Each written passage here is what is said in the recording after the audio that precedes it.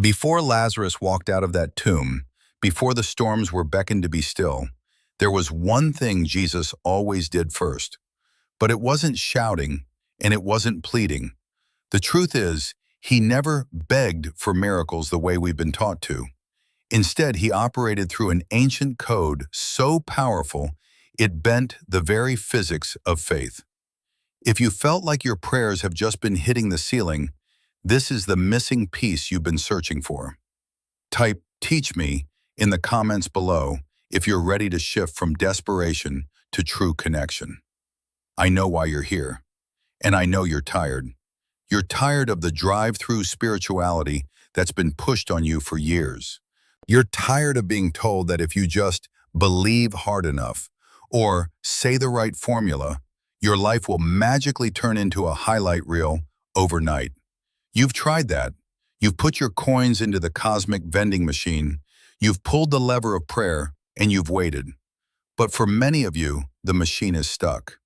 The heavens feel like brass, and your words feel like they're just bouncing off the ceiling and falling back down to the floor.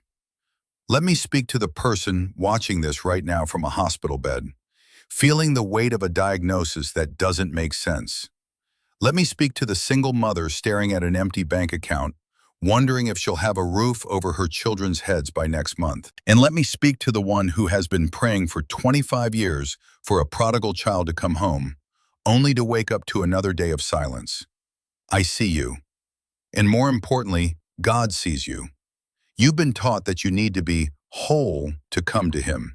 You think you need to have your life together, your finances in order, and your heart at peace before you can offer up a prayer of thanks. But what if I told you that God isn't looking for a perfect, polished song of praise? What if I told you that He is waiting for your broken hallelujah? Look at what Jesus did before He fed the 5,000. He didn't just take the bread and hand it out. The gospel tells us He took the bread, looked up to heaven, gave thanks, and then He broke it. Stay with me, because this is the mystery that will change your life. The abundance did not happen while the bread was whole. The multiplication did not start until the bread was shattered. In the kingdom of heaven, brokenness is not a sign of failure. It is the requirement for the miracle. We spend so much time trying to hide our fragments, trying to glue our lives back together so we can look blessed for the world. But Jesus is showing us a different way. He is showing us that when we take our pain, our sickness, and our empty bank accounts, and we lift those broken pieces up to the Father with a heart of gratitude, that is when the physics of heaven takes over. You might be asking, how can I thank Him when my life is falling apart? You do it by realizing that your brokenness is actually the opening. It is the moment the shell of your self-sufficiency cracks so that the power of God can finally flow through. Jesus didn't wait for the bread to be multiplied before He gave thanks. He gave thanks for the little He had, and He gave thanks for the breaking that was about to happen. If you are in a season of breaking right now, don't run from it. Don't beg for it to stop before you've leaned into the intimacy it's creating. Lift your fragments. Give thanks for the breath still in your lungs. Because empty, broken hands are the only ones that are truly open enough to receive the overflow. Let me take you back 2,000 years to the dusty roads of ancient Galilee. Picture this with me. Jesus of Nazareth is walking through small villages, and everywhere He goes, the atmosphere shifts. Miracles aren't just happening, they are exploding into reality. But if we want to understand how He did it, we have to stop seeing Him as a distant religious icon and start seeing Him as He was, a Jewish rabbi deeply rooted in the ancient traditions of His people. He knew the source code of the universe. He understood that every miracle didn't start with a demand, but with a specific linguistic key. Most of us have been told that Jesus blessed the bread or gave thanks to God. We hear those words and we think of a polite prayer before a meal. We think of a nice religious sentiment. But here is what most people miss. Here is the secret that was hiding in plain sight in the language Jesus actually spoke. In Jewish tradition, there is this beautiful concept called Berakhah. It's the Hebrew word for blessings. But in the ancient world, a baraka was so much deeper than just saying thank you. To understand this, we have to look at the original letters. You see, in Hebrew, the word baraka shares the exact same root as another word, Berakhah. And do you know what a baraka is? It's a pool, a reservoir, a spring of overflowing water. Now think about that. Why would the word for blessing be tied to the word for a reservoir? For the ancient people living in a dry, parched land, a baraka was the difference between life and death. It was the source of everything. But a reservoir is useless if the water stays behind the wall. The water only brings life when the channel is opened. This is the missing piece in your prayer life. When Jesus stood before the tomb of Lazarus, or when he held those 5 small loaves in his hands, he wasn't just being polite to the Father. He was performing a spiritual engineering feat. He was using the baraka as a technical act of opening a valve. He wasn't asking for water to be created out of thin air. He was opening the channel to the reservoir that was already full. What if the miracles you've been begging for are already prepared in the reservoir of heaven? What if the reason you feel like your prayers are hitting the ceiling is because you are trying to create the water instead of opening the valve? Jesus didn't pray to convince God to do something. He prayed to align the earth with what God had already done. He understood that the Father is an infinite spring of abundance, always flowing, always ready. But that flow requires a conduit. It requires a channel. And that channel is built with the bricks of gratitude. When you speak a blessing, a true Berakhah, you aren't just making a statement, you are making a connection. You are aligning your parched, dry circumstances with the overflowing pool of the divine. You aren't begging a distant king to remember you. You are a child of the Father, standing at the edge of the spring, and your thanks is the hand that turns the handle on the ancient aqueduct of heaven. Let me show you how this changes everything. We think we need to work up enough faith to move God's hand. But Jesus shows us that we just need enough intimacy to open the valve. We don't create the power, we simply release it. And that release starts the moment you stop asking for what you don't have and start acknowledging the reservoir that never runs dry. Now I want to show you 3 doors, 3 moments in history where the impossible became inevitable. And if you look closely, you will see a golden thread running through every single one of them. It is a signature, a rhythm of heaven that we have almost entirely forgotten. It is a secret hiding in plain sight, and it reveals why your prayers might be hitting a wall, while His prayers shattered the laws of nature. Let's look at the first door, the tomb of Lazarus. Picture the scene. It has been 4 days. The grief is heavy. The air is thick with the smell of death. Mary and Martha are weeping, looking at the stone, looking at the ground, looking at their loss. They are completely absorbed in the horizontal. They see a dead body. They see a sealed tomb. They see a story that is over. But what does Jesus do? The Gospel of John tells us exactly what He did. Before He shouted for Lazarus to come out, the text says He lifted up His eyes. He looked away from the tomb. He looked away from the weeping sisters. He looked away from the stench of decay. He looked up. Why? Because Jesus understood that you cannot command a tomb to open on earth until you have first connected with the one who holds the keys to life in heaven. Now, look at the second door, a hillside in Galilee. 5,000 hungry men plus women and children. The sun is setting. The disciples are panicking. They are counting their pennies. They are looking at 5 small loaves and 2 tiny fish. They are staring at the horizontal problem. We don't have enough. The crowd is too big. The sun is going down. But notice the pattern. Jesus takes the bread. He doesn't look at the hungry crowd. He doesn't look at the smallness of the lunch. He doesn't focus on the scarcity. Luke chapter 9 says, looking up to heaven, He gave thanks. He established the vertical connection before He addressed the horizontal lack. And in that moment of looking up, the math of heaven replaced the math of earth. Emptiness was swallowed up by abundance, but only after the upward glance. And then there is the third door, the man who could not hear. He lived in a world of absolute silence. He was isolated, trapped in a horizontal reality where no sound could reach him. They bring him to Jesus. And Mark chapter 7 records a detail that most people gloss over. Jesus takes him aside, touches his ears, and then he looks up to heaven and sighs. Even in the intimacy of a one-on-one healing, the sequence remains the same. Vertical focus first, horizontal solution second. The man's ears didn't open because of a physical technique. They opened because Jesus brought the atmosphere of the Father into the silence of the Son. Do you see the golden thread yet? We live our lives horizontally. We look at our bills horizontal. We look at our symptoms horizontal. We look at the person who hurt us horizontal. We try to solve horizontal problems with horizontal energy. We try to fix the earth using only what we find on the earth. And then we wonder why we are exhausted. We wonder why we feel like we are shouting into a canyon. But Jesus is modeling a different operating system. He is showing us that the direction of true power is always vertical before it is ever horizontal. You have to touch the source before you can transform the circumstance. You have to connect with the provider before you can multiply the provision. You have to look at the Father's face before you can face the giant in front of you.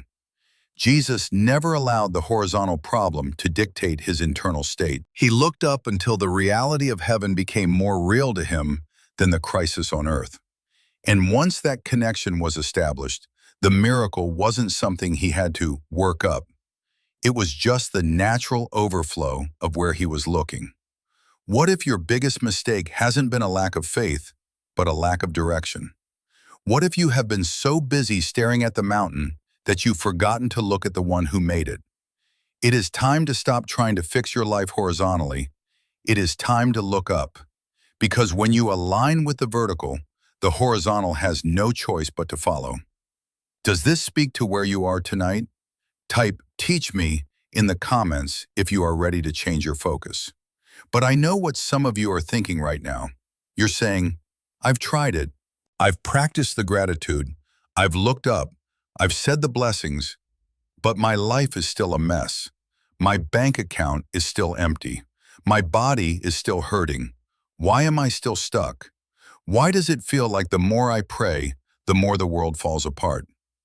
I saw a comment recently that hit me right in the gut. A man wrote, I've been praying for 25 years for my situation to change, and it has only gotten worse. Every year is a deeper hole. 25 years. If that is you tonight, if you are the one who has been standing in the dark for so long that you've forgotten what the sun feels like, I need you to listen to me very carefully. There is a massive difference between being buried and being planted. When you are in the dark for 25 years, you don't feel like a seed. You feel like a corpse. You feel like you're in a tomb. You feel like the dirt on top of you is there to finish you off. But remember Lazarus. For 4 days the world saw a tomb. They smelled decay. They saw an ending. But Jesus saw a pause. He saw a setup for a manifestation that would echo through eternity. Sometimes your brokenness isn't a sign of God's absence. It's the requirement for the multiplication. But here is the problem. We try to force the miracle while we are still out of sync with the source. Think of your spirit like an old-fashioned radio. Heaven is always broadcasting. God is always transmitting on the frequency of peace, of abundance, of it is finished. His signal never drops. His power never fluctuates. But our lives? Our lives are full of static. We are broadcasting on the frequency of fear, of I don't have enough, of God, why haven't you fixed this yet? And then we wonder why we can't hear the music of heaven. We've turned prayer into a shopping list, a desperate attempt to convince God to change his mind. But Jesus didn't pray to change God's mind. He prayed to align his frequency with the Father's heart. When the ancient rabbis taught the concept of being still, of "Be still and know that I am God." They weren't telling you to be passive. They were telling you to stop the noise. You see, your fear is noise. Your striving is noise. Your shouting is noise. All that horizontal energy you're putting into worrying about your bills or your health is creating so much static that you can't hear the whisper of the Father right next to your ear. Gratitude is the sync button. When you start to give thanks, not for the result you're waiting for, but for the God who is already there, you are fine-tuning your spirit. You are clearing the signal. You are moving your internal operating system from desperation to position. The Holy Spirit isn't a magic power you turn on and off. The Holy Spirit is the operating system of heaven living inside you. And that system operates on the language of trust. When Jesus looked up to heaven inside, he was performing a spiritual synchronization. He was pulling the atmosphere of the vertical down into the chaos of the horizontal. He wasn't begging for a miracle to be created. He was opening a valve for what was already in the reservoir to be released.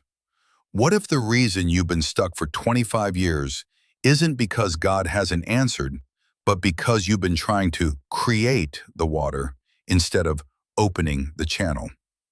What if the silence of God isn't him ignoring you, but him waiting for you to get on his frequency? God is saying to someone tonight, stop striving, stop begging, stop trying to twist my arm with your desperation. I already know what you need.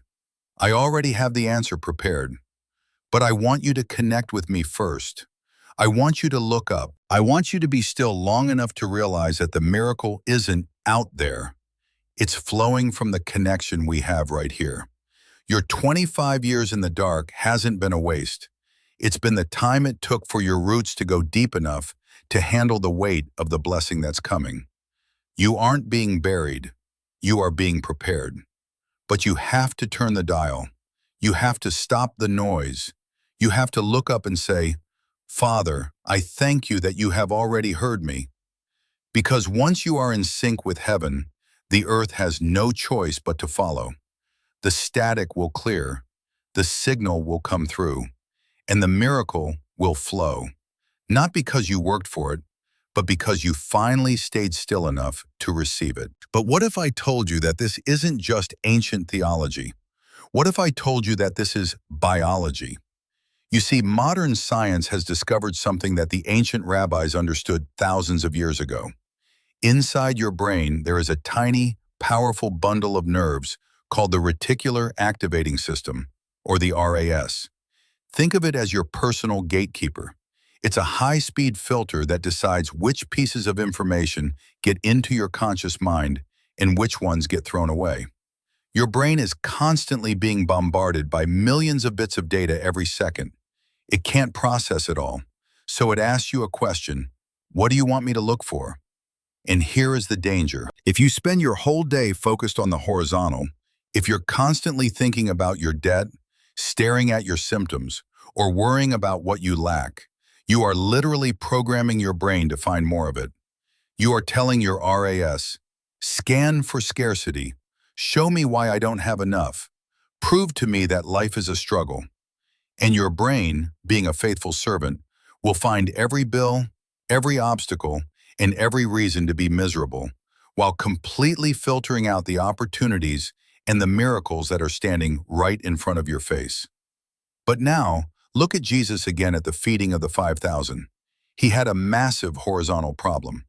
Thousands of hungry people, growling stomachs, and only 5 small barley loaves. If he had kept his eyes on those loaves, his RAS would have stayed locked on not enough. He would have been trapped in the physics of lack. But what did the text say? He looked up to heaven. In that one act, Jesus was performing a neurological override. He was intentionally disconnecting his focus from the scarcity on the ground and locking it on to the abundance of the Father. He wasn't ignoring the bread, he was choosing a higher reality. He was programming his mind to see the source instead of the shortage. This is why the rabbis taught that a person should say 100 blessings every single day. 100 times. Why so many? because they knew that one or two prayers wouldn't cut it. They knew that to change a life, you have to change a filter. When you bless God 100 times, from the moment you wake up to the moment you close your eyes, you are literally retraining your brain. You are telling your RAS, scan for the hand of God, find the reservoir of abundance in every situation. Gratitude isn't just a polite emotion. It is a neurological reprogramming. It is the act of telling your brain to stop looking at the 5 loaves and start looking at the Father who makes the loaves multiply. The miracle doesn't start with a change in your circumstances. It starts with a change in your attention. You will never see the way out of the tomb if your brain is programmed to only see the stone. You have to look up. You have to reprogram the gatekeeper. And when you do, you'll realize that the abundance you've been begging for has been there all along. You just finally trained your eyes to see it. So, where do we go from here? We've explored the ancient Hebrew secrets, the physics of faith, and the neural pathways of your brain. But knowledge without action is just a story. It's time to move from being a spectator to a participant in the divine flow. For too long, you've approached God like a stranger, a beggar hoping for a crumb. You've been pleading from a place of scarcity. But that is not your identity. You are a child of the Most High, standing at the edge of an infinite reservoir. Tonight, the invitation is to stop begging and start belonging. I want to give you a challenge. Tomorrow morning, before you check your phone, before you face your problems, and before you ask for a single thing, spend 10 minutes just looking up. 10 minutes of pure Berakhah. Thank Him for the air you breathe. Thank Him for the bed you slept in. Thank Him for the answers that are already in motion, even if they haven't manifested yet. Reprogram your focus. Sync your frequency with the Father. If your spirit is leaping right now, if you know this message was designed for your exact situation, type "Teach me" in the comments below. Let it be your prophetic declaration that you are stepping into a new way of living. And please, share this video. Somewhere right now, someone is crying out in the dark, wondering if God still hears them. Your one click could be the very conduit through which their hope is restored. The direction of true power is always vertical before it is horizontal. Look up, give thanks, and watch as the abundance of heaven begins to overflow into your world. Shalom.